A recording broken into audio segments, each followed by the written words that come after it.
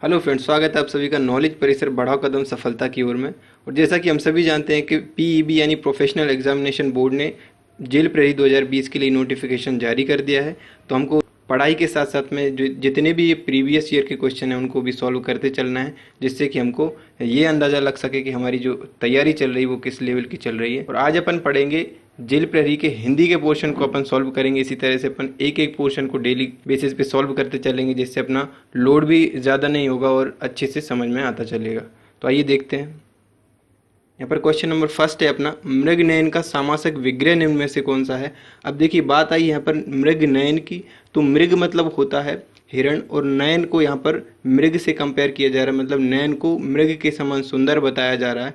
तो यहाँ पर समास विग्रह की बात करें तो यहाँ पर क्या हो जाएगा अपना मृग रूपी नयन, ऑप्शन नंबर फोर्थ अपना सही हो जाएगा। और अगर बात करें समास की तो इसमें समास कौन सा हो जाएगा, कर्मधारय समास हो जाएगा। और कर्मधारय समास में एक पद जो रहता है वो क्या रहता है, विशेष्य रहता है, और द्वितीय पद जो रहता है वो विशेषण रहता है।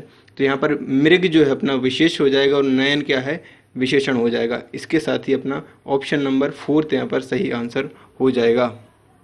इसके बाद में चलते हैं नेक्स्ट क्वेश्चन पे। तो नेक्स्ट क्वेश्चन है अपना, संरक्षण के लिए सही संधि विच्छेद क्या है। तो ये है ऑप्शन नंबर सेकंड, यहाँ पर क्या हो जाएगा, सम प्लस रक्षण संरक्षण। इसका अगर संधि विच्छेद की बात करें तो ये कौन सी संधि है, व्यंजन संधि का ये उदाहरण है। इसके बाद में नेक्स्ट क्वेश्चन पे चलते हैं।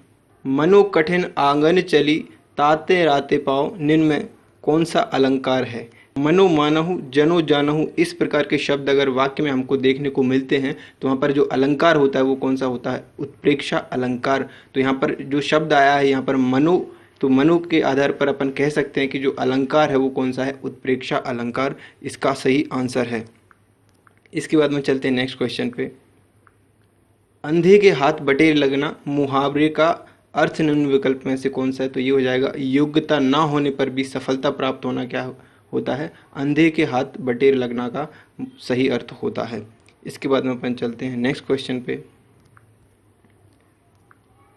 नेक्स्ट क्वेश्चन अपना, दिन के लिए सही पर्यायवाची क्या होगा। तो देखिए पीईबी यानी व्यापम ने अब पूरी तरह क्वेश्चन पूछने का तरीका बदल दिया है। पहले जो ऑप्शन रहते थे वो अलग अलग ऑप्शन रहते थे, लेकिन अब ऑप्शन तो आपको देखने में एक जैसे लगेंगे, लेकिन यहाँ पर माइनर मिस्टेक रहती है, वो रहती है किसकी, वर्तनी की। अगर वर्तनी आपने पूर्ण रूप से शुद्ध कर ली है तो आपको आंसर उतना ही ईजी हो जाएगा। तो हमको पूरी तरह कंसंट्रेट होकर क्वेश्चन को बहुत अच्छे से पढ़ना है, जिससे कि उसकी जो वर्तनी है उसका अपने को अंदाज़ा लग सके।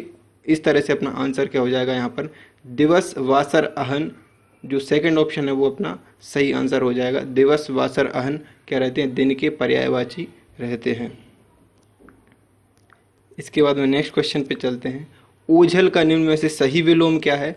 तो ओझल मतलब होता है डिसअपियर, इंग्लिश में बात करें तो डिसअपियर यानी गायब हो जाना। तो गायब होना का अपोजिट यानी विलोम क्या होगा, प्रकट होना, यहाँ पर विलोम हो जाएगा। इसके बाद में चलते हैं नेक्स्ट क्वेश्चन पे। नेक्स्ट क्वेश्चन है अपना, सु उपसर्ग से बना निम्न में से कौन सा शब्द है।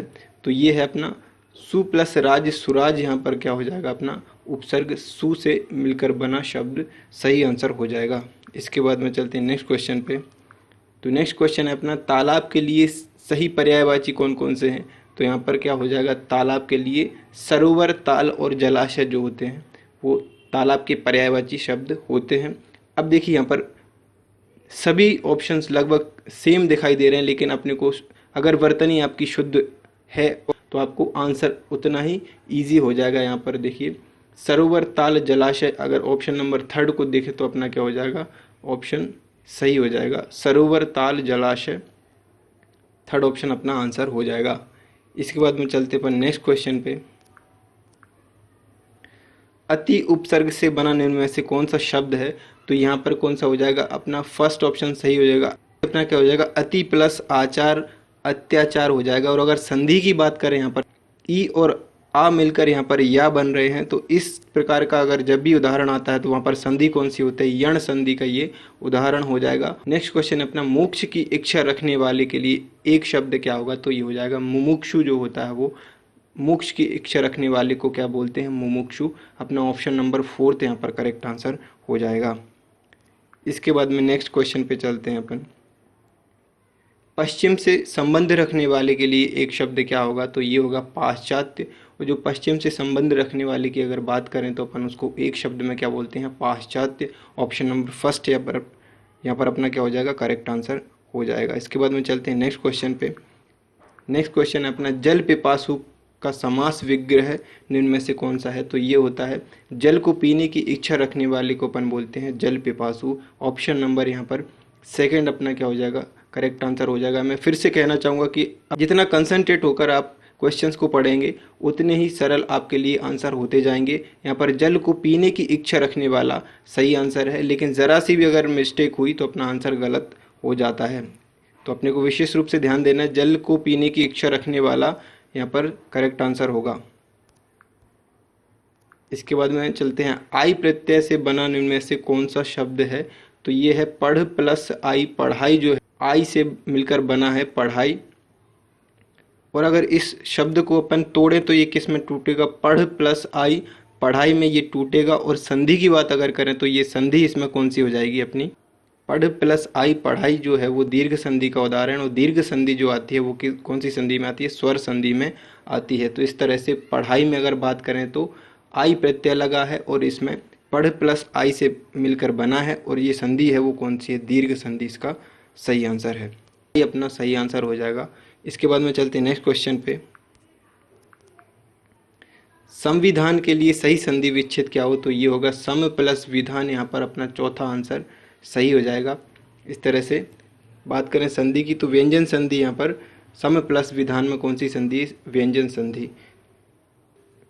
निरोग का शुद्ध रूप क्या है, तो यहाँ पर ऑप्शन नंबर फर्स्ट जो है अपना शुद्ध रूप है। इसके बाद में आता है मम धुर्यता का शुद्ध रूप कौन सा है, तो ये हो जाएगा अपना माधुर्य। ऑप्शन नंबर थर्ड अपना क्या हो जाएगा, सही आंसर हो जाएगा। माधुर्य जो है वो इसका शुद्ध रूप है। इसके बाद में चलते हैं नेक्स्ट क्वेश्चन पे। नेक्स्ट क्वेश्चन है, औचक का निम्न में से सही विलोम कौन सा है, तो ये हो जाएगा अक्सर जो है इसका सही विलोम है औचक। इसके बाद में आते हैं, बारों सबे रघुवंश कुठार की धार में बारन बाजी सरत थई बान की वायु उड़ान के लक्षण लक्ष्य करो अरिहा समरथ थई। निम्न में से कौन सा रस है, तो यहाँ पर अगर रस की बात करें तो यहाँ पर कौन सा है, रौद्र रस अपना यहाँ पर क्या हो जाएगा, सही आंसर हो जाएगा। और रौद्र रस की बात करते हैं तो रौद्र रस में जो इसका स्थायी भाव होता है वो क्या होता है, क्रोध इसका स्थायी भाव होता है। तो यहाँ पर भगवान राम जैसे धीर गंभीर मनुष्य को जब गुस्सा आता है तो यहाँ पर क्रोध का भाव उत्पन्न होता है मन में, और क्रोध का भाव जहाँ पर उत्पन्न होता है वहाँ पर जो रस होता है वो कौन सा होता है, रौद्र रस। अब इसके बाद में अगले उदाहरण की बात कर लेते हैं। यहाँ पर शांत रस जो रहता है वो उसमें क्या रहता है, इसका स्थायी भाव जो रहता है वो क्या रहता है, निर्वेद। जब भी कोई वाक्य हमारे सामने हो और उसको पढ़ने के बाद हमारे मन में कोई भी भाव जागृत ना हो उसको बोलते हैं निर्वेद। इसके बाद में श्रृंगार रस की बात करें तो जहाँ पर भी प्रेम या रति का भाव उत्पन्न होता है वहाँ पर होता है श्रृंगार रस। और जब भी शोक का भाव उत्पन्न होता है मन में वहाँ पर होता है अपना करुण रस। इस तरह से अपना यहाँ पर रौद्र रस जो है, यहाँ पर क्रोध का भाव उत्पन्न होने के कारण अपना रौद्र रस सही आंसर हो जाएगा। तो अपना सही आंसर सेकंड ऑप्शन हो जाएगा।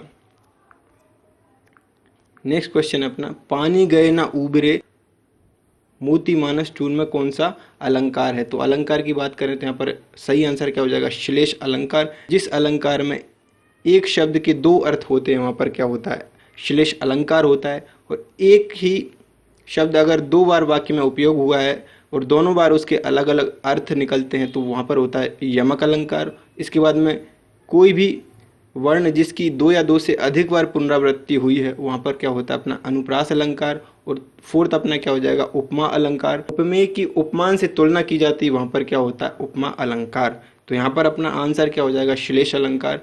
यहाँ पर एक शब्द के दो अर्थ निकलते हैं इसलिए अपना क्या हो जाएगा, श्लेष अलंकार।